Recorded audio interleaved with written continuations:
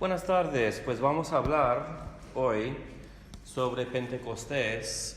Pentecostés es una palabra que significa 50 y es una palabra que se encuentra en la literatura hebrea.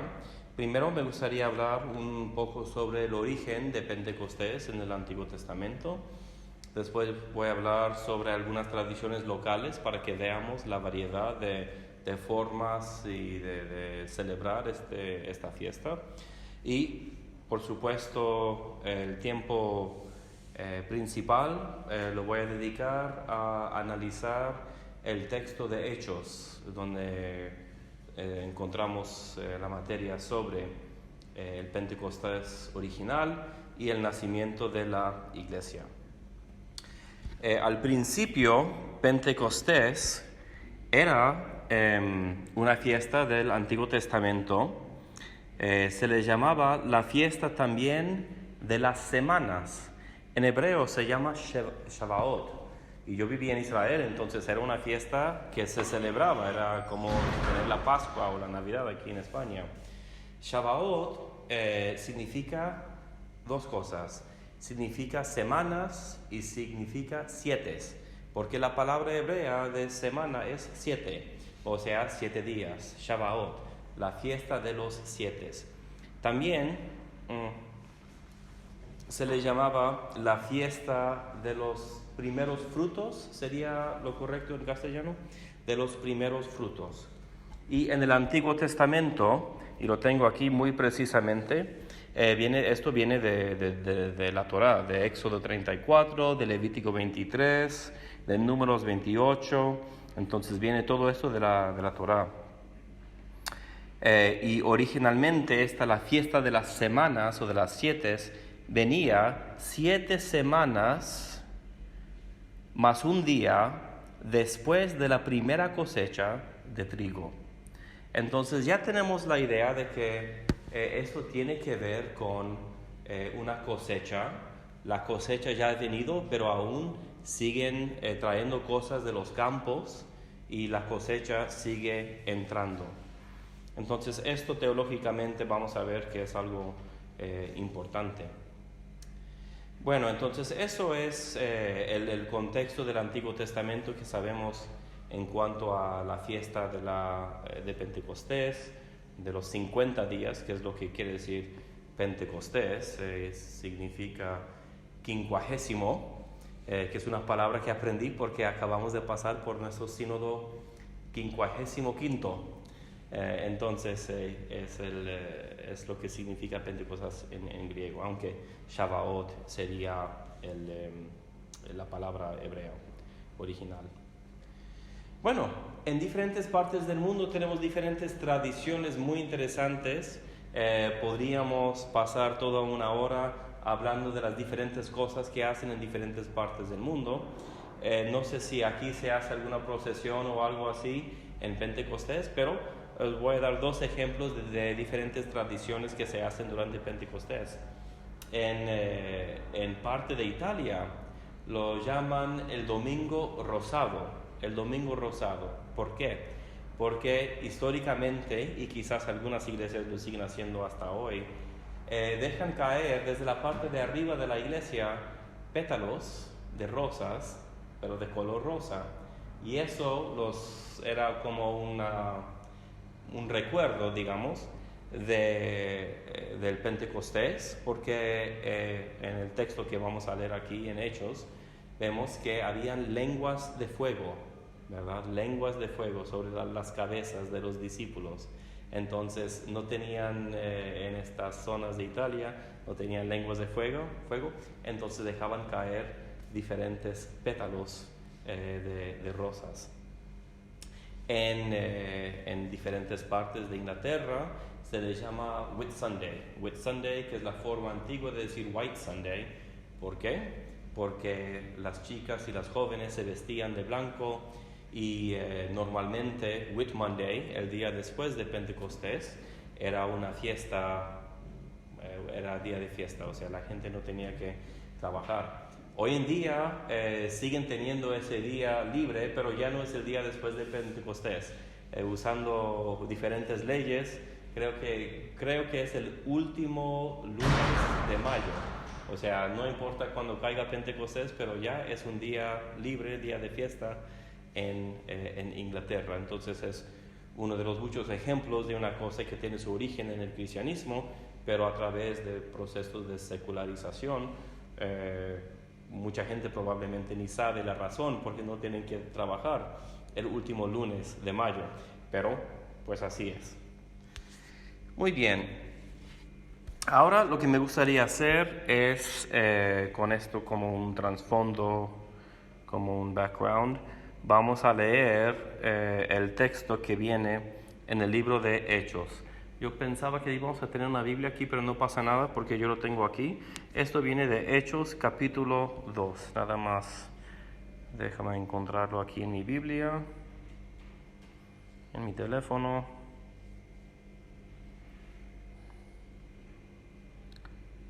A ver, Hechos 2. Esto está en inglés, lo voy a encontrar en español.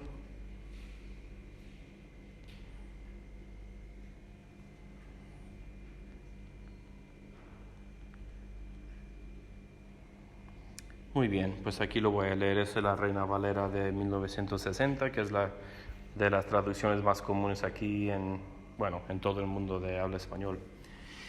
Cuando llegó el día de Pentecostés, estaban todos unánimes juntos. Ok, ¿cuándo es el día de Pentecostés? Eso es una fiesta movible. ¿Se dice movible? Es una fiesta... Sí, ok, es una fiesta variable. It's a movable feast, como decimos en inglés. Y todo tiene que ver con la fiesta, por supuesto, de la resurrección o de la Pascua. Viene miércoles de ceniza, es el comienzo de Cuaresma, y después, y la última semana es Semana Santa, después viene la fiesta de la resurrección o Pascua, después de 40 días viene la ascensión, y después de 10 días más, o sea 50 días después de la Pascua, viene la fiesta de Pentecostés. Ahora en el calendario hebreo no tiene que salir en un domingo, pero nosotros, porque la resurrección se llevó a cabo o tuvo lugar en un domingo, entonces Pentecostés también siempre tiene que salir un domingo, igual que Ascensión tiene que salir el jueves. Pero bueno, entonces cuando llegó el día de Pentecostés, estaban todos unánimes juntos. Y de repente vino del cielo un estruendo como de un viento recio que soplaba, el cual llenó toda la casa donde estaban sentados. Y se les aparecieron lenguas repartidas, como de fuego, asentándose sobre cada uno de ellos. Pues aquí, y voy a ir comentando versículo por versículo. Aquí tenemos algo interesante porque tenemos muchos símbolos teológicos, muchos más que en otras partes del libro de los Hechos. Por ejemplo, tenemos un estruendo como un viento recio. El viento, igual la palabra en hebrea que la palabra en griega, puede ser espíritu. O sea, normalmente las palabras se pueden intercambiar.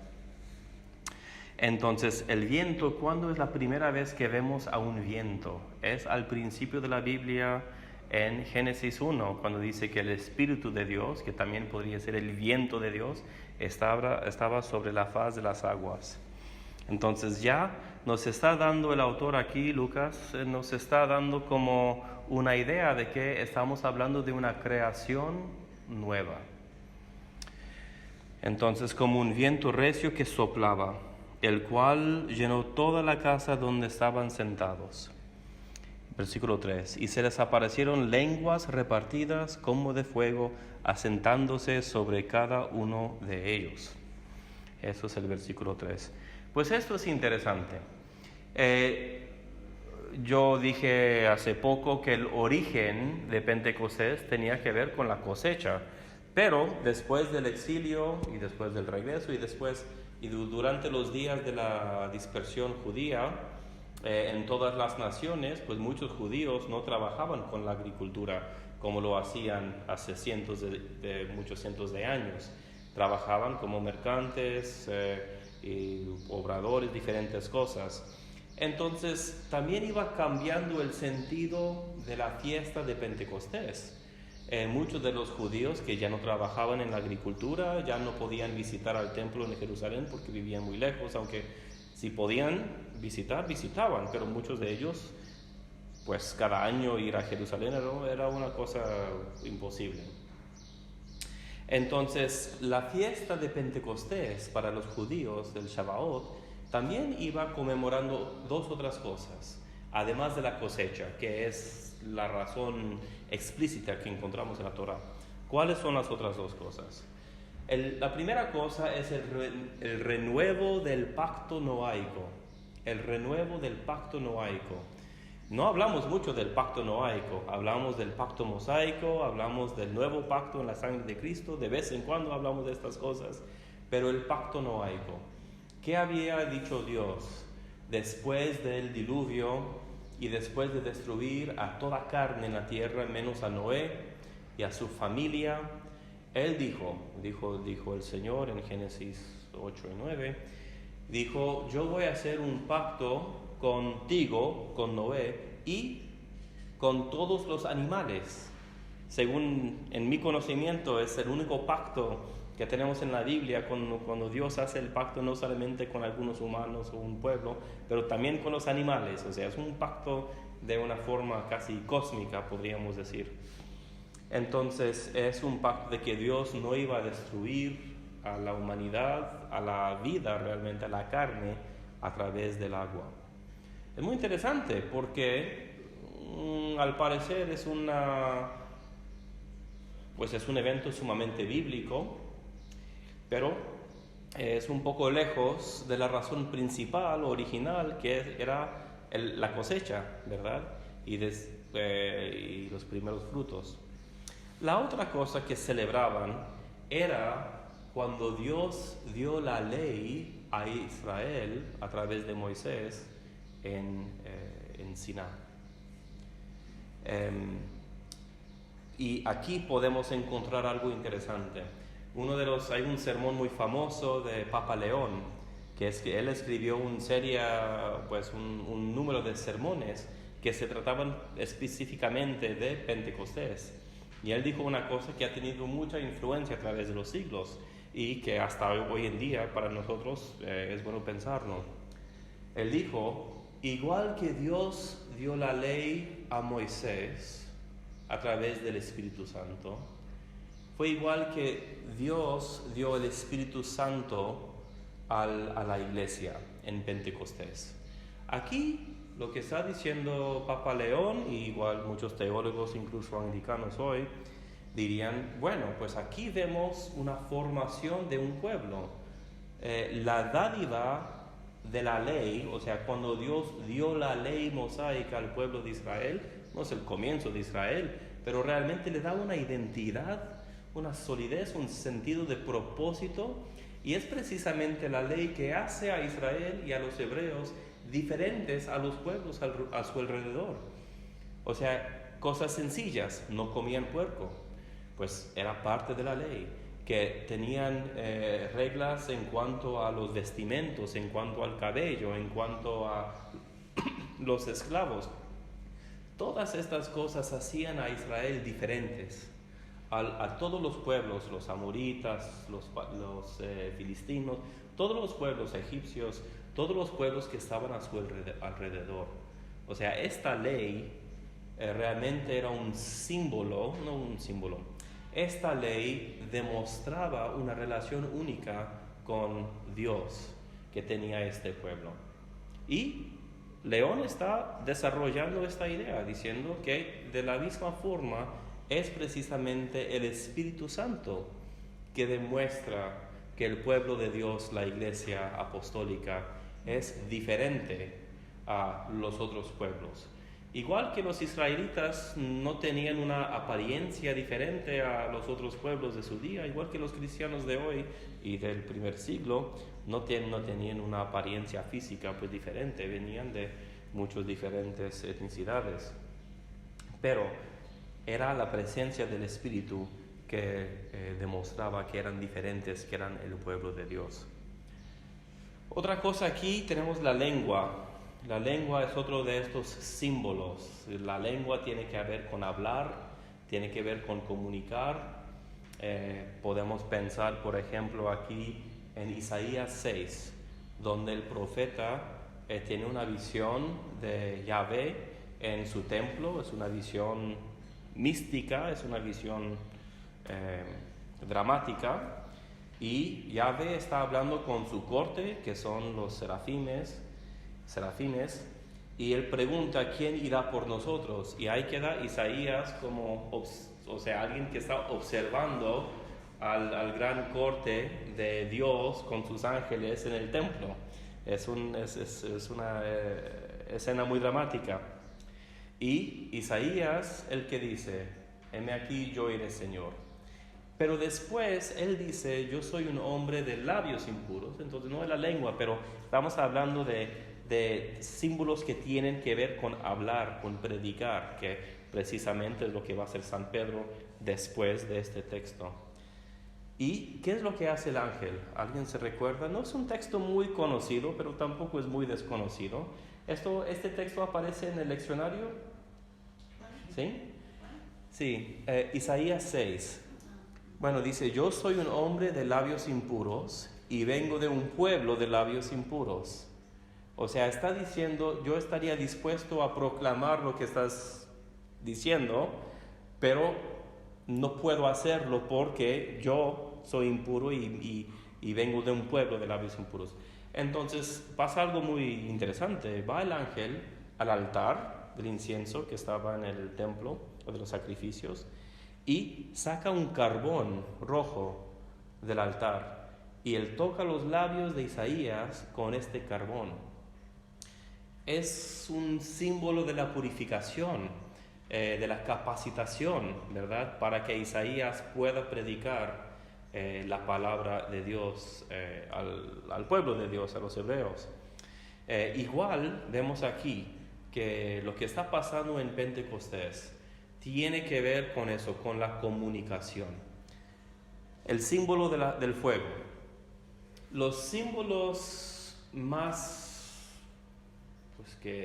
primordiales del Antiguo Testamento para Dios son estas cosas: agua, fuego, viento, una montaña. Son cosas muy transculturales también. Por supuesto hay símbolos que son fuera de la cultura hebrea, quizás no tienen sentido, como un cordero. Hay muchas culturas donde no hay corderos, ¿verdad? Pero, ¿qué significa el fuego? El fuego, y hay un versículo en la Torá que dice, nuestro Dios es un fuego consumidor. Y eso se cita más tarde en Hebreos.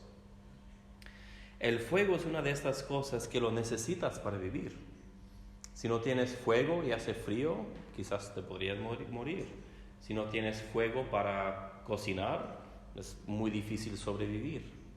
Si no tienes fuego para formar herramientas, es muy difícil sobrevivir. Pero a la vez, si hay demasiado fuego o si pierdes control del fuego, igual te puede eliminar. Igual es el agua, ¿verdad? Sin agua no puedes vivir, pero demasiado agua te mueres. Entonces, estos son los símbolos primordiales que encontramos en el Antiguo Testamento para referir a Dios. Entonces, ya en estos pocos versículos ya hemos visto varios diferentes símbolos y solamente estamos en el versículo 3. Y se les aparecieron lenguas repartidas como de fuego, asentándose sobre cada uno de ellos. Versículo 4. Y fueron todos llenos del Espíritu Santo, y comenzaron a hablar en otras lenguas según el Espíritu les daba que hablasen. Esto es lo que habían prometido Juan Bautista y Jesucristo en los Evangelios. Estamos hablando del bautismo en el Espíritu Santo. Y aquí se lleva a cabo. Ahora, esta idea de que el Espíritu Santo, el Espíritu de Dios, podría llenar a una persona, no era una cosa nueva para los hebreos. Pero lo que sí era nuevo y lo que sí era diferente era esta idea de que todo el pueblo se llenase del Espíritu de Dios. Eso sí era una cosa que la gente nunca había considerado o nunca había experimentado. Entonces, pues aquí todos reciben el Espíritu Santo, el Espíritu de Dios. Y comenzaron a hablar en otras lenguas, según el Espíritu les daba que hablasen. Esto de las lenguas es importante, pero vamos a regresar a eso un poco más tarde.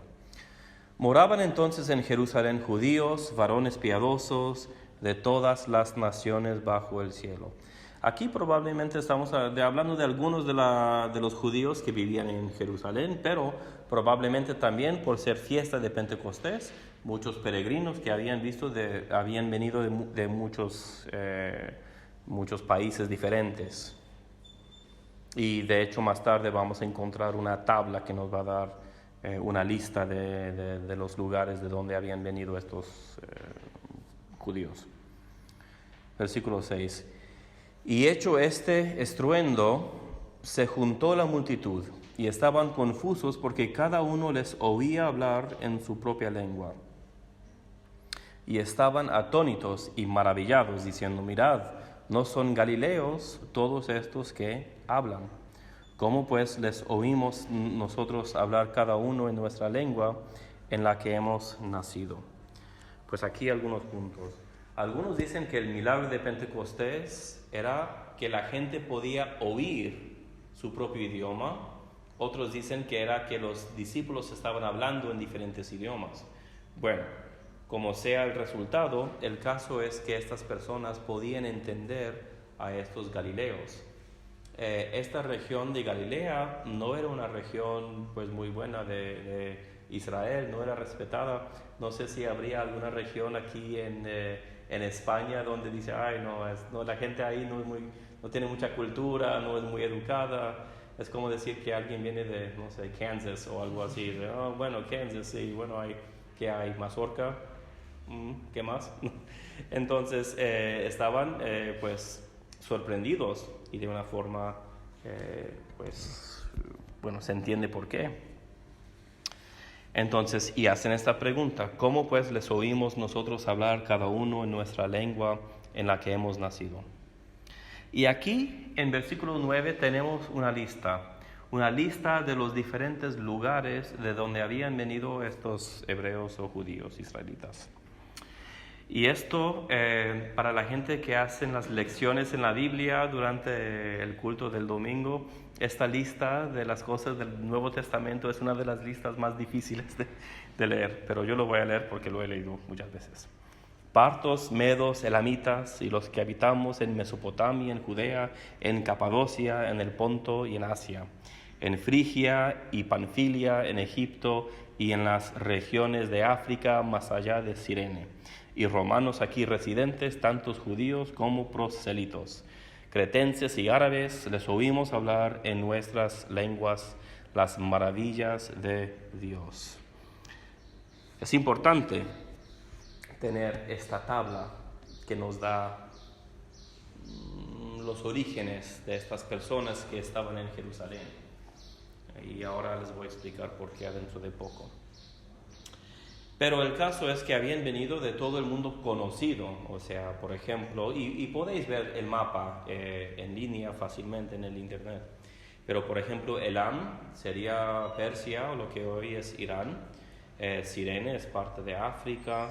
Entonces realmente estamos hablando de todo el mundo conocido. Y todos están escuchando a estas personas. ¿Y qué están diciendo? Y ellos dicen, les oímos hablar en nuestras lenguas las maravillas de Dios. El otro punto que me gustaría hacer es del versículo 10, tanto judíos como prosélitos. A ver, para el judaísmo en el primer siglo habían diferentes categorías de personas. Había la gente que era gentil, pero que creía en el Dios de Abraham, de Jacobo, de Israel, pero no estaban dispuestos a ser circuncisos, porque era un cambio muy grande. Entonces ellos se les llamaba los que temen a Dios, los que temen a Dios. Y hay varios de estas personas en el Nuevo Testamento. Por ejemplo, Cornelio es una de estas personas. Él tiene un respeto para el Dios de Israel, él cree en el Dios de Israel, pero si él se hiciera judío totalmente, él tendría que vivir según la ley de Moisés y tendría que dejar su trabajo porque era, ¿qué? Era soldado. Entonces, y esto viene siendo muy importante en la obra misionera de San Pablo, porque leemos en Hechos que muchas veces él se acercaba a una sinagoga y los judíos quizás les interesaba, quizás no, pero estos gentiles que ya creían en el Dios de Abraham y el Dios de Israel, que ya estaban esperando un Mesías, y venía Pablo y les decía, ya ha venido el Mesías, y ¿sabes qué? Tú no tienes que hacerte judío para ser parte del pueblo de Dios. Era una cosa increíble. También en el primer siglo habían muchos judíos helenizados. ¿Qué significa helenizados? O sea, que estaban viviendo una forma de vida muy griega. Lo vemos también en el libro de los Hechos, porque algunos de los diáconos tienen estos nombres griegos, no tienen nombres hebreos. Como los discípulos, la mayoría de los discípulos que conocemos de los evangelios. Entonces, estos judíos helenizados estaban tratando de seguir una forma del judaísmo, pero también vivir en una cultura romana, una cultura griega. Entonces, ellos adoptaban diferentes partes de la cultura griega. Entonces, cuando Pablo y los otros misioneros venían y decían, ya ha llegado el Mesías de Israel, era una noticia increíble para ellos. Ya no tenemos que seguir la Torá, no lo tienes que seguir si no quieres. Si lo quieres seguir como judío por una cosa cultural, lo puedes, pero si no quieres, no lo tienes que seguir. O sea, y era una cosa muy práctica. Eso significaba para el judío que podía ir y tomar, bueno, no café, tomar algo con su vecino, porque antes no podía. Si había una fiesta local, el judío podía ir sin problema de la conciencia, diciendo, ay, no, pues es que no puedo hacer esto por quién sabe qué, por la ley mosaica. Bueno, entonces, ¿cuál es el punto aquí? Que sí habían prosélitos, no muchos, pero existían. Habían personas que venían de un pueblo, los griegos, romanos, pues lo que fuera, pero que sí habían convertido completamente y se hicieron judíos. Estos son los prosélitos. Entonces, cuando Lucas aquí nos habla de los prosélitos, de esto nos está hablando. Jesús también nos habla un poco de los prosélitos. ¿Alguien sabe cuando Jesús menciona a los prosélitos? Él dice, ustedes cruzan mares para hacer un prosélito y lo hacen que no es una de las cosas más bonitas que dice, y lo hacen hijo del infierno más de lo que era antes, algo así. Y, o sea, está condenando la obra misionera de algunos de los judíos, precisamente porque rechazaban a su rol como Mesías. Entonces, pues esto simplemente nos ayuda a entender de qué se trata esta palabra prosélitos. Muy bien, y estaban todos atónitos y perplejos, diciéndose unos a otros, ¿qué quiere decir esto? Mas otros, burlándose, decían, están llenos de mosto. Y bueno, después se para Pedro y dice, es muy temprano para estar lleno de mosto, o sea, ser borrachos, y él da su sermón. Yo no me voy a meter en el sermón de Pedro, aunque él explica que es la obra del Espíritu Santo, ¿verdad? Y que eso es el cumplimiento de diferentes profecías del Antiguo Testamento, especialmente una profecía de Joel, cuando Joel dice que en los días últimos, o sea, los días antes del fin del mundo, que ya estamos, algunas personas dicen, ¿cuándo vendrán los días últimos? Según Hechos, los últimos días comienzan con Pentecostés. Desde Pentecostés, desde el año más o menos 33, hemos estado en los últimos días. Y él explica esto. Ahora, Teológicamente, ¿qué está sucediendo? Bueno, he mencionado que Pentecostés tiene que ver en su origen en la Torá con la cosecha y los primeros frutos, y después ampliamos eso que durante este periodo de la diáspora también tenía que ver con la renovación del pacto noaico y también con cuando Dios reveló su ley en Siná al pueblo de Israel. Pero ahora tenemos que hacer otra cosa. Yo creo que esto es el texto que más nos va a ayudar a entender qué está diciendo Lucas. Y por eso se llama esta charla Pentecostés y una humanidad nueva. Y pues nos vamos a Génesis 11.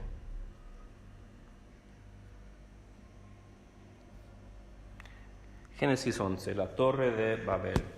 En muchos de los leccionarios, no todos, y no sé cómo es aquí, en muchos de los leccionarios la lección del Antiguo Testamento para Pentecostés es la Torre de Babel. ¿Es así aquí o no? Pues quizá no lo sabe de memoria, aunque le digo que en el cuarto siglo, para ser obispo, uno de las obligaciones era saber todo el Salterio de memoria. Entonces, no sé. Eso casi lo tengo. Casi. Bueno, pues muy bien, muy bien. Lo bueno es que ya lo tenemos escrito y ahora en los teléfonos. Entonces voy a leer esto de la Torre de Babel que viene en Génesis 11. Tenía entonces toda la tierra una sola lengua y unas mismas palabras. Y aconteció que cuando salieron de oriente hallaron una llanura en la tierra de Sinar y se establecieron allí. Eso sería parte de Irak hoy. Y se dijeron unos a otros: vamos, hagamos ladrillo y cozámoslo con fuego. Y les sirvió el ladrillo en lugar de piedra y el asfalto en lugar de mezcla. Voy a ir comentando versículo por versículo, aunque este texto es bastante breve. Bueno, entonces esto es lo que se llama la prehistoria de Génesis. El siguiente capítulo 12 es cuando entramos al narrado de Abraham, que es un ciclo muy, muy largo que se encuentra en Génesis. Y el libro de Génesis es el libro de principios, realmente es el propósito principal del libro. Y aquí nos está dando la razón que un padre judío podría dar a su hijo si le preguntaba: oye papá, ¿por qué los romanos hablan latín y los griegos hablan griego y nosotros hablamos arameo? ¿Por qué? Y diría el padre: bueno, hace mucho tiempo esto. Entonces, ¿qué está pasando? Tenía entonces toda la tierra una sola lengua. Entonces hay una explicación. Al principio los humanos todos se podían comunicar, ¿verdad? Y no estoy proponiendo una lectura concretamente fundamentalista, histórica, literal, ¿verdad? A mí realmente, para mí, la pregunta si sucedió o no es una pregunta que no me parece muy importante ni muy interesante, la verdad. Pero teológicamente, ¿qué significa? Eso es muy importante. De eso voy a hablar. Y aconteció que cuando salieron de oriente hallaron una llanura en la tierra de Sinar y se establecieron allí. Pues muy bien, porque Dios había bendecido a la reproducción. Es la primera bendición en la Biblia, de hecho, y bendice a los animales. Y dice que los bendice y que sean fructíferos. Y era también una bendición sobre Adán y la mujer. Él tenía el deseo de que los humanos llenasen toda la tierra. O sea, era el propósito de Dios. Él no quería que los humanos se quedaran en un lugar. Él quería, yo me imagino, el desarrollo de diferentes culturas, diferentes formas de vivir, formas de pensar, formas de ser, para así como que desarrollar la capacidad, el potencial de los seres humanos. Entonces aquí están emigrando, muy bien. Y si dijeron unos a otros: vamos, hagamos ladrillo y cozámoslo con fuego. Bueno, pues aquí estamos encontrando algo que es interesante. Es un desarrollo tecnológico, ¿verdad? Están desarrollando una tecnología nueva. Interesante. Y les sirvió el ladrillo en lugar de piedra y el asfalto en lugar de mezcla. Ya tienen capacidad de construir cosas que con las materiales antiguas no se podía construir de la misma forma o del mismo tamaño. Y dijeron, vamos, edifiquémonos una ciudad y una torre. En sí no está mal, cuya cúspide llegue al cielo. A ver, el cielo aquí no significa simplemente el cielo ahí arriba, como estas torres que están ahí por, ¿cómo se llama ese barrio? Que hay 4 torres muy grandes aquí en Madrid, por Chamartín, ¿no? Sí, yo los paso cada día, bueno, cuando me voy a Alcobendas, siempre paso por ahí cuando voy por allá. Pues no, de eso no están hablando simplemente vamos a hacer un edificio grande. Es claro, el cielo es el reino, es la zona, es la región divina de Dios. ¿Okay? Tenemos que leerlo pensando en una cosmología anciana. Ahora, no quieren alcanzar al cielo a través de la oración. No quieren alcanzar al cielo a través de alabar a Dios. No quieren alcanzar al cielo a través del sacrificio. Quieren alcanzar al cielo usando una tecnología nueva que han desarrollado. Si eso no tiene mucho que ver con nuestra situación hoy, pues me callo ahora. Pero vamos a seguir leyendo. O sea, eso del desarrollo tecnológico, de aprender cosas, en sí no hay nada malo con eso, está bien. Pero vamos a ver, eso de llegar al cielo, cuya cúspide llegue al cielo, y hagámonos un nombre, por si fuéramos esparcidos sobre la faz de toda la tierra. Eso es versículo 4. Aquí encontramos el problema principal de Babel y de este pueblo. Ellos quieren llegar al cielo, no a través de, como dice la canción, una poca de gracia. No quieren llegar al cielo a través de las formas de la oración y alabanza, a través de su inteligencia. Y además de eso, dice, y hagámonos un nombre. Este concepto del nombre es un concepto muy importante en la cultura hebrea.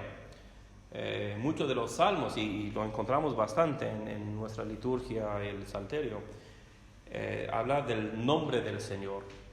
Hasta hoy en Israel, si hablas con un musulmán y quiere decir que ha pasado bien, dice Alhamdulillah, que significa alabanza a Dios.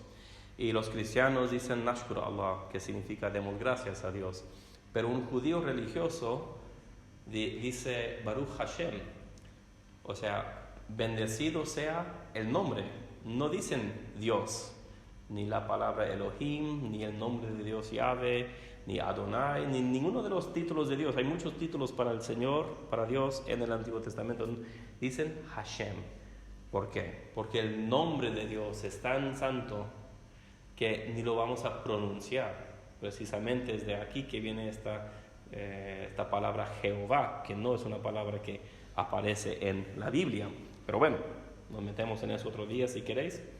Entonces, ellos quieren hacer un nombre para sí mismos, ¿ok? Quieren agrandecer su nombre, no el nombre del Señor.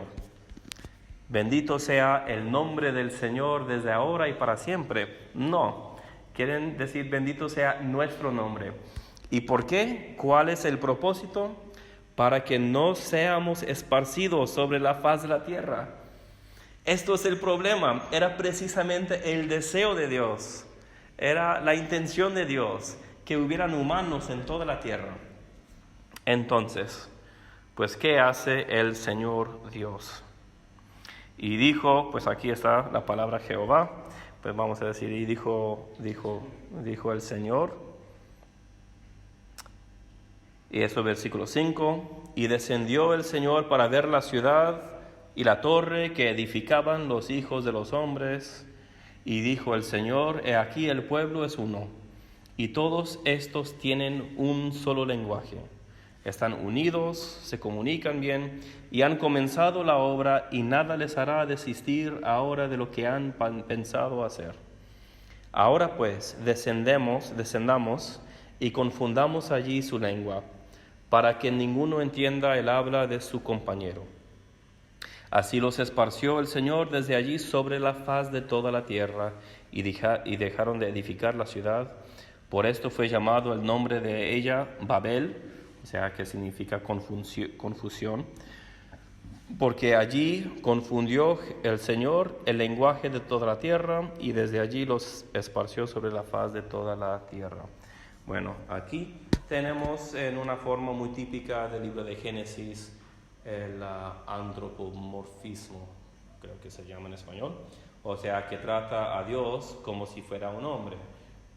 Otra vez, esto es una cosa muy común en la literatura anciana, igual lo encontramos en Génesis, que el Señor bajó, estaba en el jardín y dijo, ¿dónde está Adán? Okay. Entonces el Señor baja y dice, nada le será imposible.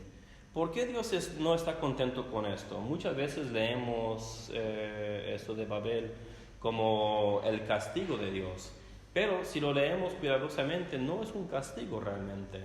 Es que Dios está preocupado de que, precisamente como dice, nada les será imposible. El ser humano, cuando tiene todo lo que necesita, cuando puede cumplir cualquier cosa que necesita, ¿es natural para él o para ella acercarse a Dios? No. Estuvimos hablando de esto precisamente hace algunos días. Hoy vivimos en un país donde hay tan poca necesidad comparado con otras partes del mundo. Hay una riqueza increíble comparado con otras partes del mundo. Y por eso es que quizá mucha gente no tiene un reconocimiento muy clara y muy sincera y muy profunda de su necesidad de Dios. Jesucristo habló de esto claramente cuando dijo, les digo que es más difícil que un hombre rico entre al reino de los cielos, que un camello pase por el ojo de una aguja. Creo que así es en español. Yo sé todos esos versículos en inglés. ¿Y qué estaba diciendo? ¿Que el hombre rico no puede salvarse? No. Pero el hombre rico suele pensar, bueno, pues mira las cosas que tengo todo lo que necesito, no tengo necesidad de nada más. También, por eso, dice Santiago, ¿no es cierto que Dios ha escogido a los pobres del mundo para ser ricos en la fe? No es de que Dios no ama a la gente rica, simplemente nos está diciendo algo de la naturaleza humana, que la gente que tiene muchas cosas normalmente no tienen un reconocimiento de su necesidad espiritual. Y bueno, por eso es que Dios esparce a la humanidad sobre la faz de la tierra. Y bueno, ya estamos por terminar aquí. ¿Qué está pasando? ¿Por qué he leído este pasaje de Babel? Yo propongo que Lucas, con su forma de darnos la narración de Pentecostés, está diciendo precisamente que en Pentecostés Dios está regresando a Babel. En Babel estaban ahí para construir su propio nombre. En Pentecostés están ahí para alabar a Dios, para alabar y glorificar al nombre del Señor. Allí comenzaron con una lengua y terminaron con muchas lenguas. En Babel comenzaron con muchas lenguas y muchos pueblos y terminaron con un idioma o una forma de comunicarse. También, si seguimos leyendo en Génesis, la siguiente parte de Génesis 11 es precisamente una tabla de naciones de los diferentes personas que habitaron diferentes partes del mundo. Y aquí Lucas también está diciendo, mira, han venido de estas diferentes partes del mundo y han aquí en Jerusalén formado una humanidad nueva, una humanidad verdadera y una humanidad santa. Y con eso terminamos.